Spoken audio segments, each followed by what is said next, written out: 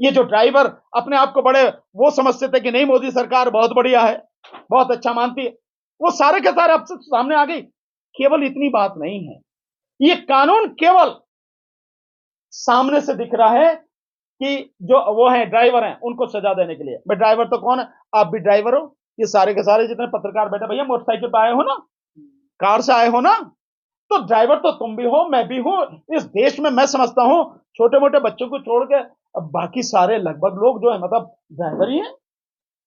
तो इन सबके लिए कानून है, केवल वो नहीं ट्रक चलाते हैं बस चलाते हैं उनके लिए, सबके लिए, सबकी गर्दन इस तरह से फंसाई जा रही है।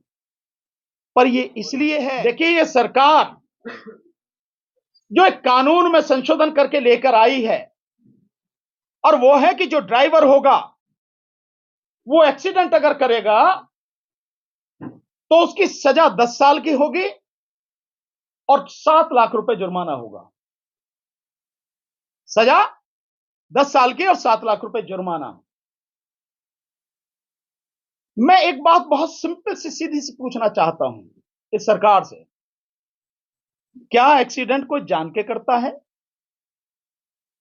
अगर सामने कोई पक्षी आ जाए, कोई जानवर आ जाए, कोई इंसान आ जाए, वो भरसक कोशिश करता है कि किसी भी सूरत में उसको चोट ना लग जाए। और कई बार ऐसी स्थिति आती है कि उसमें वो खुद जो ड्राइवर है, उसमें बैठे हुए जो लोग हैं गाड़ी में, वो बड़े भयानक हादसे का शिकार हो जाते हैं। मैं एक एक्सीडेंट को जानता हूं, ऐसे कितने ही हैं, पर मैं एक एक्सीडेंट का उदाहरण देता हूं।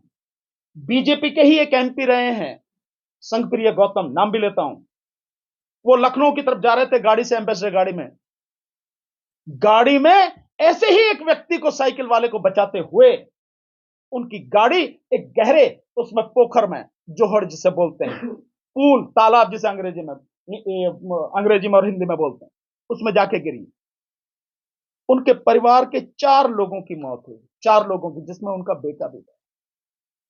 उनका बेटा, 4 लाशों का अंतिम संस्कार बुलंदशहर में हमने खुद, हम सब ने मिलकर वहां किया।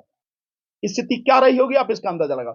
तो कोई भी जानबूझकर एक्सीडेंट नहीं करता, एक्सीडेंट हो जाता है।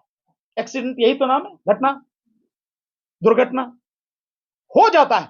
आप उसमें इतनी कड़ी सजा का प्रावधान कर रहे हो। अगर आपको लगता है कि इसकी जरूरत है और आप इसे रोकना चाहते कि कोई जानबूझ के ना करे, तो भाई उसके लिए तो कानून पहले से ही है। अगर कोई व्यक्ति जानबूझकर एक्सीडेंट करता, चोट मारता है, तो नियत देखी जाती है, इंटेंशन कानून में, तो उसके लिए तो कानून है ऑलरेडी। अगर वो किसी की हत्या करता, कराया जाता है, बहुत से लोग एक्सीडेंट के माध्यम से मरवाते हैं लोगों को, उसके लिए तो कानून है।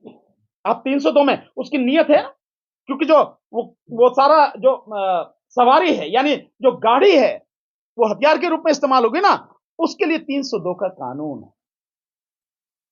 आप ये जो ला रहे हैं, इससे बड़ा इस देश की जनता के साथ और मजाक हो नहीं सकता। पर मोदी सरकार का तो ये काम ही कोई नई बात थोड़ी है। ये जो ड्राइवर अपने आप को बड़े वो समझते थे कि नहीं मोदी सरकार बहुत बढ़िया है, बहुत अच्छा मानती है, वो सारे के सारे अब से सामने आ गई। केवल इतनी बात नहीं है, कानून क्यों लाया गया है, इसके पीछे बहुत गहरी साजिश है।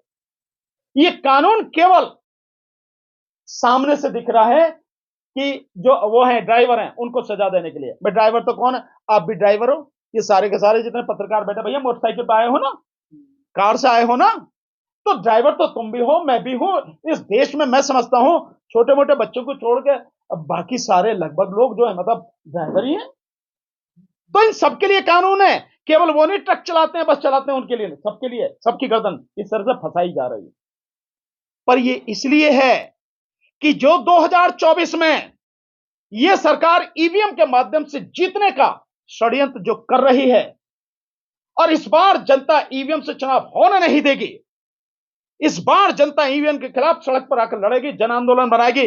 उस समय कोई भी व्यक्ति किसी भी तरह से बस में, ट्रक में, गाड़ियों में, मोटरसाइकिल पे कहीं बैठ के ना आ जाए, इसलिए पहले इनकी गर्दन दबोचो। यह है उसकी इंटेंशन इस कानून के पीछे। यह है कि जिस समय वो सत्ता में वापसी के लिए सारे हथकंडे अपनाएगी, तब किसी भी व्यक्ति को किसी भी तरह का वाहन उपलब्ध न हो जाए। यह है गहरी साजिश। इसलिए सारे के सारे काम किए जा रहे हैं। तो हम इसका पूरी तरह से विरोध करते हैं और सभी ड्राइवर भाई हमारे, जो इस देश की आधी से ज्यादा आबादी है, वो ट्रक के ड्राइवर हों, बस के ड्राइवर हों, मेटाडोर के हों, छोटे हाथी के हों, कार के हों, मोटरसाइकिल के हों, स्कूटर के हों, कोई भी, हम उनके साथ में हैं, पूरी ताकत से उनके साथ में हैं। इस लड़ाई में हम कंधे से कंधा, कदम से कदम मिलाकर उनका साथ देंगे। समझ में नहीं आता, सरकार का मतलब ये नहीं कि पहले करो और फिर देखो कि क्या होता है। सरकार का मतलब है कि सारी चीजों का आकलन पहले कर ले कि इसके संभावित परिणाम प्लस और माइनस क्या हो सकते हैं, पक्ष और विपक्ष में कहां तक जा सकते हैं, फायदे क्या हो सकते हैं, नुकसान क्या हो सकते हैं, उसके बाद में कानून लाना चाहिए।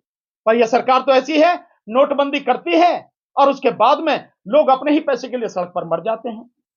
और सरकार दिन प्रतिदिन उनमें कानूनों में, उसमें नियमों में बदलाव करती है। ऐसे जीएसटी लाती है और जीएसटी में हजारों तरह के उसमें बदलाव कर दिए गए, बावजूद उसके आज भी ठीक से नहीं वो सारी चीजें आ रही काबू में।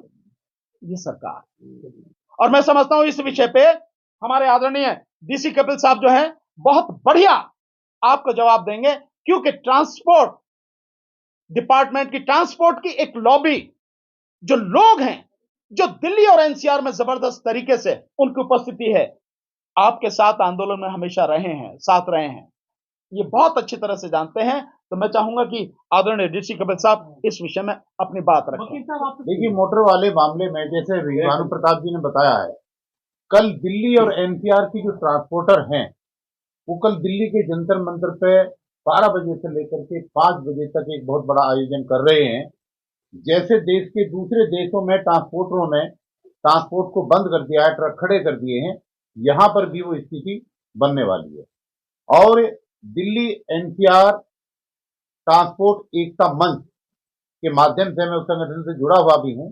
कल जो है एक बहुत बड़ा आंदोलन भी होगा और ये आंदोलन अंततः ईवीएम के आंदोलन में जो 6 तारीख को जंतर मंतर पर होने वाला है उसमें भी उनका पूरा सहयोग और समर्थन हमारे साथ रहेगा। तो ये जितने भी आंदोलन धीरे धीरे चल रहे हैं, ये ईवीएम हटाओ आंदोलन के साथ